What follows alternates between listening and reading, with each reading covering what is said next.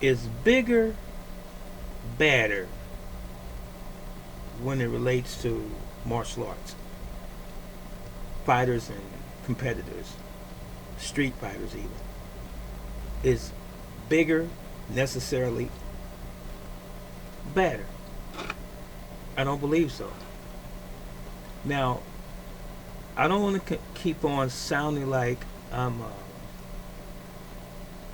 ragging on actor and martial arts instructor. I believe it's an instructor, Michael Jai White. And he's an exceptional athlete, I will say that. But for some reason, he still keeps making these statements that because he's bigger than a smaller frame martial artist, that smaller frame martial artist would stand no chance against him. And he started out by saying that he could beat Bruce Lee, of course. And we all know that's not true. He could have not beat Bruce Lee. Being just perfectly honest. Now, someone might say, well, brother teacher, how do you make that blanket statement? You can call it that. Well, first of all, understand something, comprehend something. This is one of the mystical things, if you will. This is one of the secrets that a lot of people who study martial arts or embark on martial arts don't know. That there is something called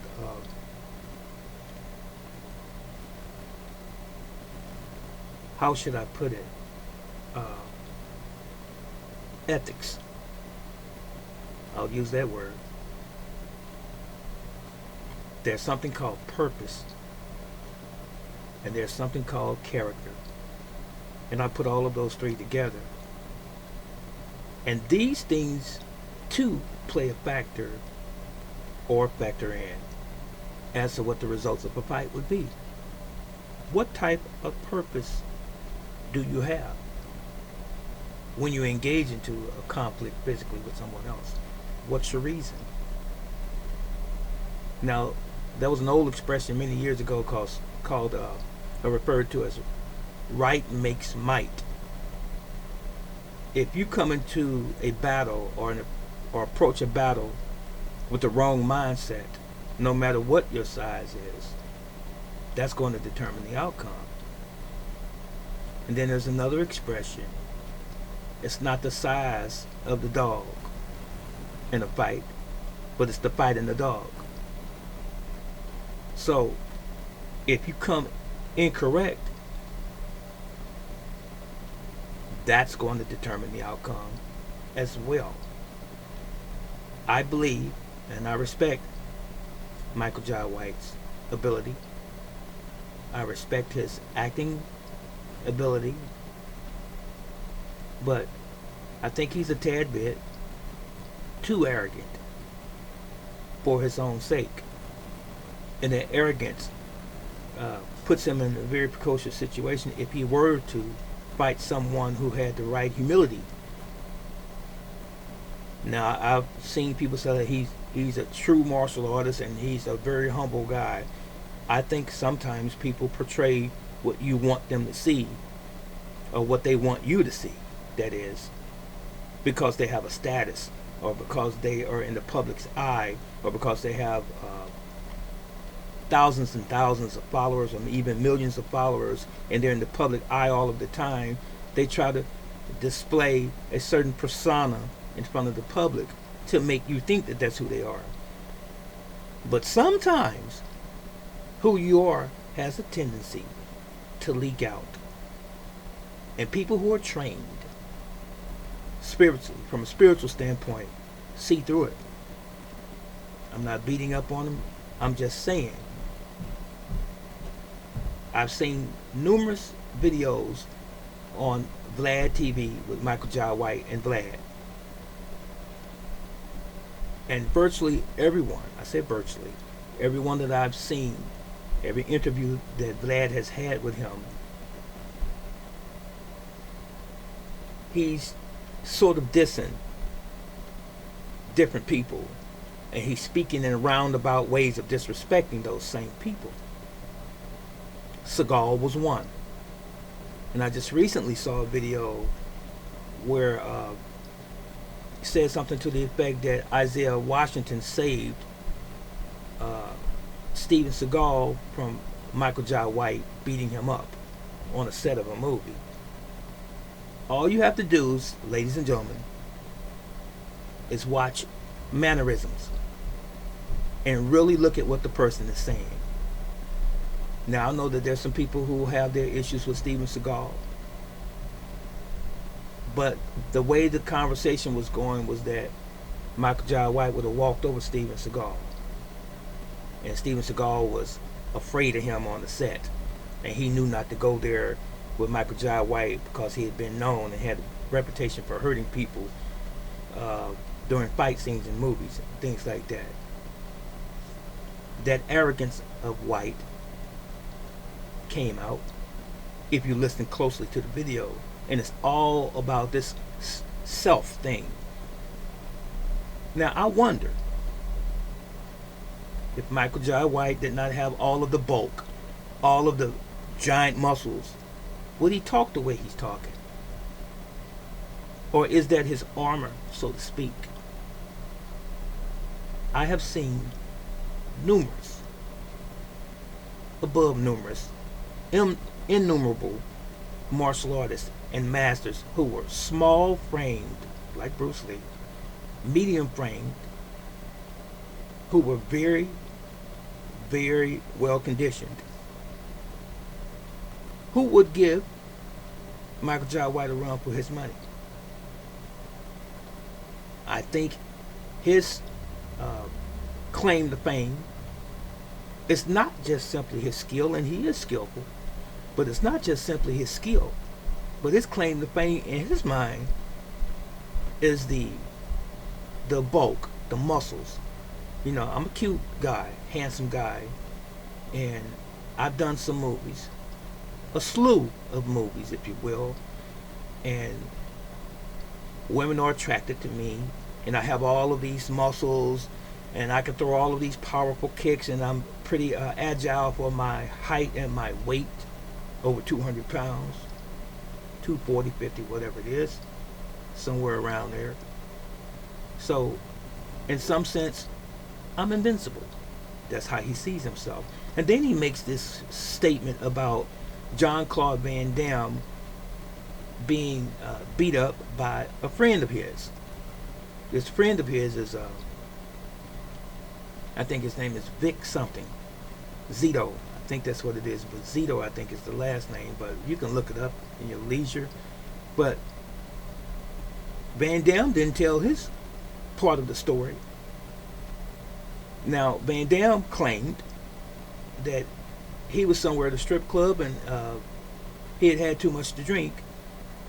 And basically he was jumped and taken advantage of. I don't believe that this guy beat Van Damme up. I don't. I believe in time and chance. I believe it was an opportunity that he seized, and he did it, and they publicized it and made it appear as though this guy is like this superstar fighter or something. This gentleman who's alleged to have beat up Van Damme. I don't think it happened. I think he did hit him. He did attack him and maybe even knocked him silly. But as far as just beating him up, I don't think that would have ever happened. I don't. And I think Michael Jai White is just riding along with his friend because they're friends and have a mutual relationship. But this big is better, I don't subscribe to that, because there's too many incidents, too many situations where smaller men have failed much bigger men. We can even look at Mike Tyson. Yes, he was a heavyweight. Mike Tyson fought men bigger than him. He's still a heavyweight. Let's dismiss that term heavyweight. They're both heavyweights, but Mike was a smaller man. He crushed a bunch of people smaller than him.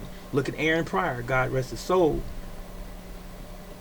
He smashed a lot of guys bigger than him, taller than him. The Hulk, Aaron Pryor here from Cincinnati. And I'll even accredit Hoist Gracie of the Gracie family when he first came to the UFC.